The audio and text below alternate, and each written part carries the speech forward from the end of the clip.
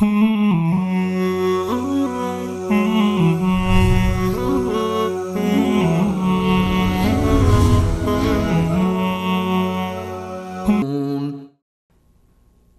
لله و الصلاة و السلام علی رسول الله و علی آله و صحبه و من والاه، اما بعد. السلام علیکم و رحمت الله و برکاته. خداوند قادر متعال را سپاسگزار هستم که برایم توفیق داد تا در برنامه دیگر از برنامه راهنمود سنت به خدمت شما بینندگان عزیز و گرامی باشم. بینندگان گرامی، در این برنامه می‌خواهیم در مورد نکوهش و ذم بدعت از دیدگاه صحابه و بزرگان دین به خدمت شما عزیزان مطالب را بیان بکنم.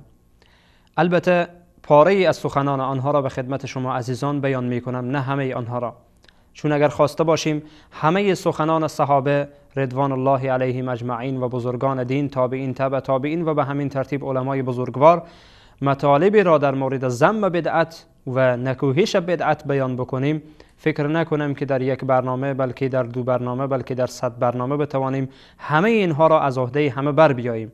فقط به صورت کوتاه و فشرده بعضی از سخنان صحابه و بزرگان دین را به خدمت شما عزیزان نقل می کنم. امیدوارم که خداوند متعال جل جلاله در قلب اهل بدعت ان شاء الله که خداوند سبحانه و تعالی هدایت را بیندازد و باعث هدایت آنها بشود و متوجه بشند به سخنان الله تعالی که ما در برنامه‌های گذشته بیان کردیم و احادیث پیامبر علیه الصلاة و السلام و همچنان سخنان صحابه که شاگردان مکتب پیامبر علیه الصلاة و السلام هستند و علمای دین.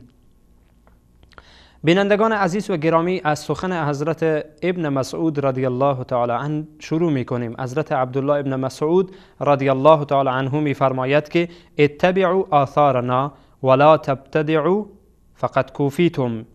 می‌فرماید که از راه و روش ما که صحابه هستیم و راه و روش نیک شما پیروی بکنید و بدعت نسازید و دنبال بدعت نروید. چرا بدعت میتراشید؟ چرا بدعت میسازید؟ شما را کافی است، فقط کوفیتم، شما را کفایت میکنه این آثار ما و این سنتی که ما از پیامبر علیه الصلاة و السلام گفتیم و سخنان شاگردان مکتب پیامبر علیه السلام شما را کفایت میکنه. چرا شما دنبال بدعت میروید؟ چرا سلف صالح را رها کردید به دنبال بدعت میروید، به دنبال انسانهای مبتدع میروید؟ این روایت را ابن وضاح در کتاب خود البدع که کتاب بسیار خوبی هست در رد بدعت و روایاتی که جمع‌آوری شده در رد بدعت، ابن وضاح جلد اول صفحه 36 این موضوع را بیان می کند. و همچنان ما روایت دیگری داریم که در صحیح بخاری وجود دارد از حضرت حذیفه رضی الله تعالی عنه که میگوید ای گروه علما و قرا، ای عالمان دین، ای کسانی که شما عالم به قرآن و سنت هستید، یا معشر القرا استقیموا، شما در راه و روش خود مستقیم باشید، ثابت قدم باشید، ثبات بورزید بر عمل کردن خود و بر تمسک جستن خود به کتاب خدا و سنت پیامبر علیه الصلاة و السلام. بعد می‌فرماید اگر شما از کتاب خدا و سنت پیامبر علیه الصلاة و السلام که باعث هدایت شما هست و شما را هدایت می کند بر راههای منحرف رفتین، چپ و راست رفتیم، میفرماید فإن اخذتم یمینا و شمالا، اگر شما یک بار طرف راست گرفتیم، یک بار طرف چپ رفتیم، این طرف رفتیم، این طرف رفتیم و راه واقعیت از دست شما رفت، لقد ضللتم ضلالا بعیدا، شما به گمراهی بسیار دور و دراز میافتید. این قول از حضرت حذیفه رضی الله تعالی عنه، صحابه جلیل القدر پیامبر علیه الصلاة و السلام. پس ای کسانی که خود را عالم به قرآن و سنت میدانید، ای کسانی که میخواهید چنگ بزنید بر اسمان خدا که همان قرآن هست و میخواهید چنگ بزنید به سنت پیامبر علیه الصلاة و السلام، پس متوجه باشید این سخن حضرت حذیفه رضی الله تعالی عنه سخنی است که واقعا انسان را تکان میدهد، سخنی است که واقعا انسان را متوجه می کند به این که من نباید به راه چپ و راست بروم، یک بار این طرف یک بار این طرف برم. راه مستقیم را بگیرید، به راه راست بروید، راهی که الله گفته، راهی که پیامبر صلی الله علیه و سلم گفته. اگر به راه کج و راست رفتید، یک بار این طرف، یک بار این طرف، یک بار راست و یک بار چپ، فتفرق بكم عن سبیله، سخن الله هست، شما را گمراه میکنه، راه از پیش شما میره، راه واقعیت از دست شما میره. سنت پیامبر را ترک کردن و چسبیدن به دنبال بدعات واقعا برای یک انسان مسلمان همچون چیزی مناسب نیست و انسان مسلمان را نمیزیبد که همچون کاری را بکند. این سخن را امام بخاری روایت کردن، صحیح بخاری حدیث شماره 7282. و همچنین از حضرت ابن عباس رضی الله تعالی عنهما مفسر بزرگ قرآن روایت است که میگه علیکم بالاستقامت والاثر، بر شماست که از سنت پیامبر صلی الله علیه و سلم و از راه و روش السلف الصالح پیروی بکنید. بر شما لازم است از اینها پیروی کنید، سنت پیامبر علیه السلام را بگیرید، راه و روش سلف الصالح که صحابه پیامبر علیه السلام در رأس آنها قرار دارند از آنها پیروی بکنید، راه و روش اونها را بگیرید، دنبال باطل نباشید، دنبال راهی که شما را به گمراهی بکشاند نباشید. و ایاکم و التبدع، میفرماید که شما از بدعتها بپرهیزید، پرهیز کنید از چیزهای بدعت، از بدعت سازی و از دنبال بدعت دور باشید. این سخن حضرت عبدالله ابن عباس رضی الله عنهما هم واقعا که برای انسان مسلمان لازم است که در آن تأمل بکند. اینها شاگردان مکتب پیامبر هستند، اینها در مکتب پیامبر علیه السلام پرورش یافتند، اینها کسانی هستند که زانوی تلمذ و شاگردی در خدمت پیامبر زدند. سخنان اینها واقعا که در است، واقعا که انسان را به سوی حقیقت میکشاند. بدون شک این سخن هم مثل سخن حضرت حذیفه و مثل سخن حضرت عبدالله ابن مسعود رضی الله عنهما نیاز به تأمل دارد که انسان فکر بکند، انسان فکر بکند، سر به گریبان خود بگذارد که من چرا، سوال کند از خود انسان مبتدع، ای انسانی که تو بدعت میگذاری، ای انسانی که دنبال بدعت هستی و میدانی که دنبال بدعت هستی، میدانی که دنبال خلاف هستی، کمی فکر بکن، پیش خود اندیشه بکن که من چرا قرآن کریم را ترک بکنم، چرا سنت پیامبر علیه السلام را ترک بکنم و دنبال بدعت باشم. انسان باید این را پیش خود فکر کند، تأمل بکند به این سخنان که چرا، این چراها را در ذهن خود بیاورد تا انشاءالله باعث بر هدایت او بشود. باز هم سخن دیگر ما از حضرت عبدالله ابن عباس رضی الله عنهما در این مورد داریم که حضرت عبدالله ابن عباس رضی الله عنهما میفرماید که ما یأتی علی الناس من عام، هیچ سال بر مردم نمی آید مگری که مردم بیایند در آن بدعتی ایجاد بکنند و در آن سال بدعتی از بین می رود. وقتی کسی بیاید بدعتی را ایجاد بکند، سنت خود به خود از بین می رود. یکی از خاصیت های بدعت این است که سنت را از میان مردم دور می کند، سنت را می میراند، حتی تا زمانی که میگه بدعت زنده میمانه ولی سنت میمیره و سنت از بین میره. این خیلی عجیبه.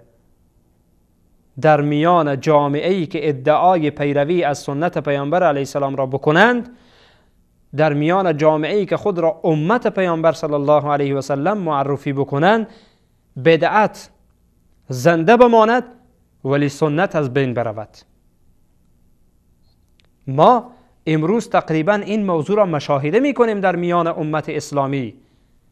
واقعا به چشم واقعیت اگر بنگریم این موضوع برای ما مشخص می شود.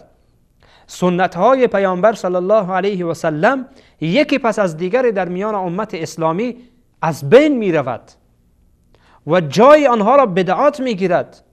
به نام سنت، به نام دین، به نام اسلام، بدعات جای واقعیت ها را می گیرد، بدعات جای سنت ها را می گیرد، بدعات جا باز می کند ولی سنت را دشمنانی است، سنت را اهل بدعت دشمنی می کنند. نمیگذارند که سنت در میان مردم بماند. سنت را میمیرانند، سنت را از بین میبرند، ولی بدعت را زنده میکنند. چرا؟ علتش چیست؟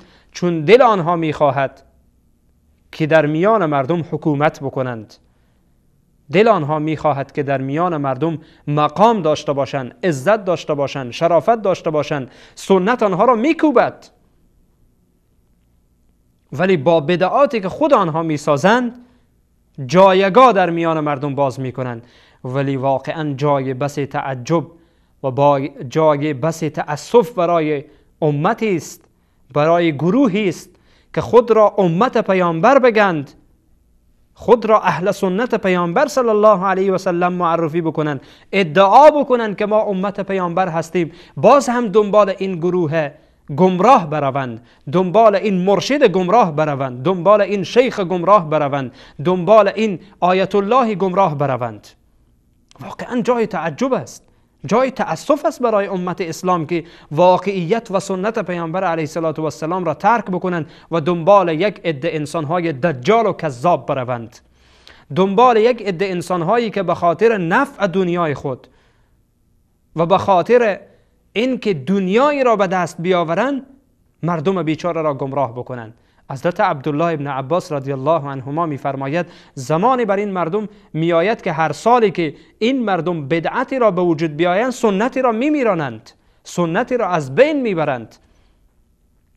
و این یک قاعده عمومی هست، وقتی بدعت به وجود بیاید سنت از بین میرود، سنت را نابود میکند.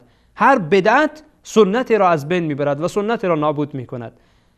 ما در کارهای روزمره خود، در کارهای عبادی خود این موضوع را به وضاحت میبینیم. وقتی بدعتی آمده جایگاه سنت را گرفته، همین بدعت سنت را از بین برده. مثالهای زیادی در این مورد هست که انشاءالله ما در پیرامون این برنامه به این موضوعات اشاره خواهیم کرد. این سنت است، ولی این سنت آمده از بین رفته، ولی این بدعت جایگاه این سنت را گرفته. انشاءالله اشاره خواهیم کرد به این موضوعات و به این مثالهای بسیار زیاد اشاره خواهیم کرد اگر خدای متعال جل جلاله برای ما توفیق بده و زندگی برای ما باقی باشه. و همچنین فضیل ابن عیاض رحمه الله یکی از بزرگان هست، چی زیبا میفرماید در مورد طریق اهل سنت و طریق اهل حق. میفرماید اتبع طرق الهدى، میفرماید از راه های هدایت متابعت بکن، پیروی بکن. بعد میفرماید که ولا یضرک قلة السالکین، تو را نسبت به ای که در این طریق و در این راه و روش افراد کمی هستند و سالکین در این راه تعداد کمی هستند تو را فریب ندهد. این رقم نباشه که چون بگی این طرف نفر کم هست و اون طرف اهل بدعت افراد زیادی هستند، اونها بر حق هستند، پس من میروم طرف بدعت، اونها بر حق هستند، تو را فریب ندهد. مواظب باش که اهل حق همیشه در تعداد کم هستند. اهل حق کم هستند ولی اهل باطل همیشه زیادند.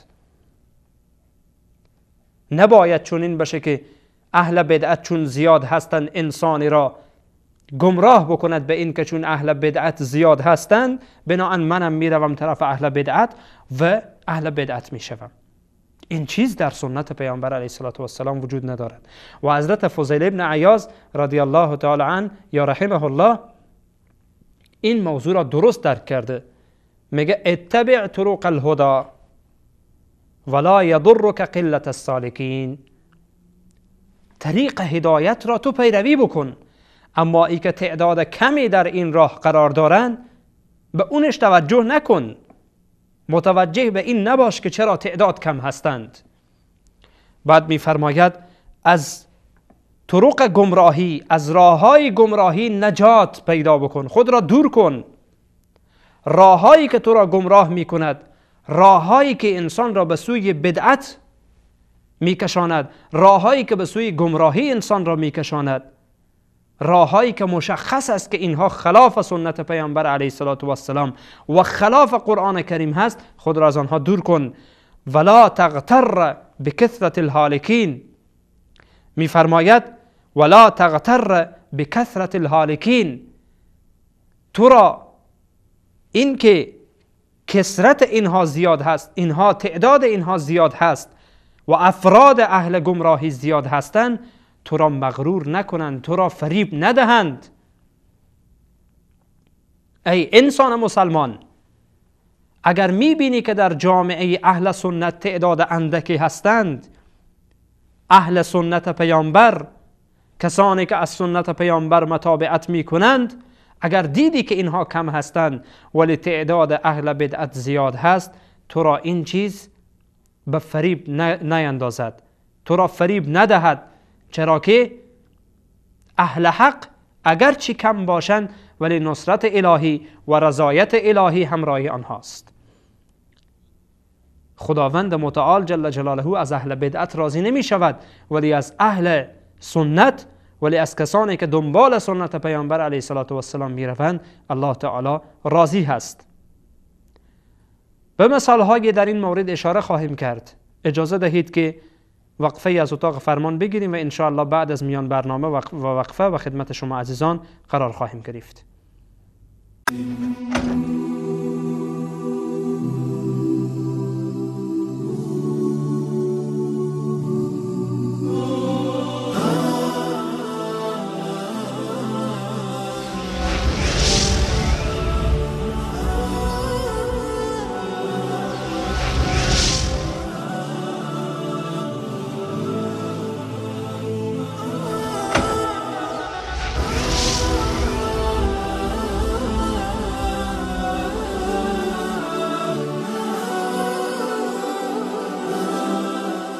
وصال حق، اسلام ناب بدور از خرافات.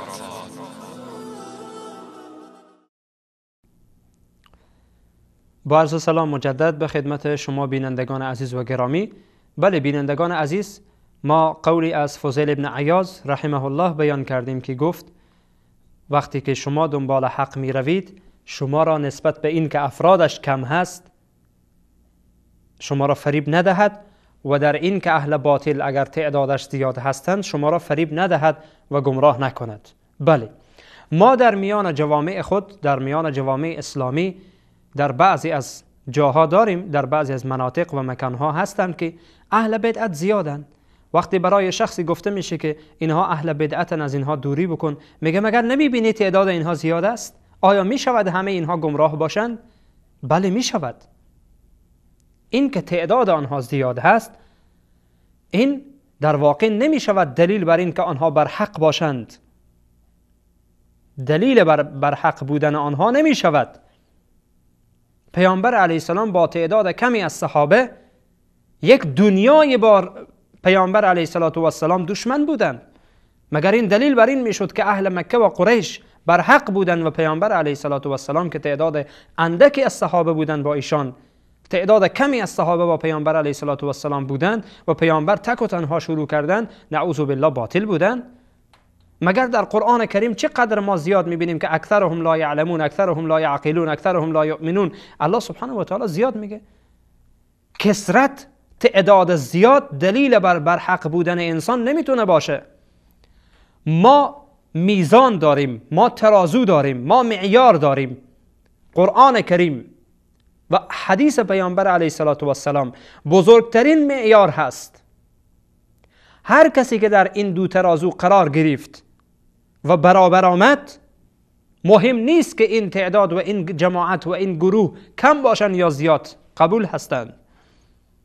هر گروه و هر جماعتی را که در ترازوی قرآن و سنت گذاشتیم، در میزان و معیار قرآن و سنت گذاشتیم، اگر دیدیم که کمی کردن اینها، کم بودن، نقصان کردن نسبت به اینها، بدون شک اینها گمراه هستند، اگرچه تعداد آنها بسیار هم زیاد باشد. تعداد آنها نمیتواند برای ما مشکل را حل بکند. تعداد مشکل را حل نمی کند. بلکه باید انسان دنبال حق باشد، دنبال واقعیت باشد، دنبال حقیقت باشد، دنبال آنچه باشد که در واقع او را به سوی فلاح و رستگاری فرا می‌خواند. پس بنابراین تعداد زیاد دلیل بر این نمی شود که کسی بر حق باشه و تعداد کم دلیل بر این نمی شود که کسی ناحق باشد. این قاعده عمومی را همه بینندگان عزیز، اهم از برادر و خواهر گرامی، بگیرید، حفظ کنید. تعداد زیاد دلالت بر حق بودن انسان نمی‌کنه و تعداد کم دلالت بر باطل بودن انسان نمی‌کنه. نباید اهل بدعت چون در جای زیاد بودن در حالی که گمراه هستند انسان را فریب بدهد. خداوند متعال جل جلاله همه ما را از شر بدعات و از شر اهل بدعت نجات بدهد. قول دیگری از فضیل ابن عیاض رحمه الله بیان می‌کنیم در اینجا. فضیل ابن عیاض رحمه الله می‌فرماید که من جلس مع صاحب بدعت لم یعط الحکمه. می‌فرماید کسی که همراه اهل بدعت نشست و برخاست کند، نشست و برخاست او همراه اهل بدعت هست، رفت و آمد او همراه اهل بدعت هست، نشست و برخاست میکنه با اهل بدعت، برای انسان حکمت داده نمی شود، دانش داده نمی شود، بینش واقعی برای این انسان داده نمی شود. اگرچه عالم باشد، پروفسور باشد، ولی این انسان چون با اهل بدعت نشست و برخاست کرده، این انسان حکمت به او داده نمیشه، نمیتونه واقعیت اشیا و واقعیت خوبی را درک بکنه. بینندگان عزیز، با اهل بدعت نباید نشست و برخاست کرد. ما در قرآن کریم و در احادیث پیامبر علیه السلام و در اقوال بزرگان زیاد داریم که ما را از نشست و برخاست با اهل فسق و فجور و با نشستن در مجالس فسق و فجور، مجالس اهل بدعت و بدعت ما را برحذر می دارند. بعضی از برادران و خواهران ما گاه گاهی سیایی لشکر می شوند. می دانید سیایی لشکر یعنی چه؟ یعنی این که خودش موحد است، خودش مسلمان است، خودش اهل حقیقت است، ولی در عیدها و در مجالس و مراسم کفر اهل بدعت و اهل فسق و فجور شرکت می کند. سیایی لشکر می شود، تشویق برای اونها می شود. برادرم، خواهرم، وقتی تو در مجلس اهل بدعت شرکت می کنی، در واقع تو با زبان حال می گویی که این بدعت تو تایید هست، مگر این که بروی از بدعت آنها با خبر بشی، آن موضوع علاهیده و جدایی هست. ولی شرکت کردن در مجالس اهل بدعت، در ایده های اهل بدعت شرکت کردن، در مراسم اهل بدعت شرکت کردن، مهر تأییدی است بر بدعت، مهر تأییدی است بر این گناهی که آنها انجام میدهند، مهر تأییدی است بر این که انسان خدای نکرده و نعوذ بالله از بدعت او دفاع میکند. نباید ما سیایی لشکر باشیم، هر کس هر جایی هر چی گفت و هر کاری کرد ما هم پیش قدم باشیم. این عمل است که متاسفانه یک عده از برادران و خواهران مسلمان ما دارند. برادرم، خواهرم، از این کار برحذر باش. از مجالس اهل بدعت دوری کن، از نشست و برخاست کردن اهل بدعت دوری کن، از مراسمی که آنها انجام میدهند و آن را عبادت میدانند در حالی که تو مطمئن هستی که این عبادت نیست بلکه این معصیت الله هست، دوری کن. از ایده ها و مراسم هایی که آنها دارند دوری بکن. اگر میخواهی که الله از تو راضی باشد، اگر میخواهی که در روز قیامت در پیشگاه الله سبحانه و تعالی سرخرو باشی، از این مجالس دوری بکن که باعث فتنه افتادن تو می شود، باعث آزار و اذیت روحی تو می شود، باعث شک و تردید در دین تو می شود. پس بنابراین ای خواهر و برادر مسلمانم، از بدعات دوری بکن و از اهل بدعت هم دوری بکن، از مجالس اهل بدعت هم دوری بکن، همه را پشت پا بزن.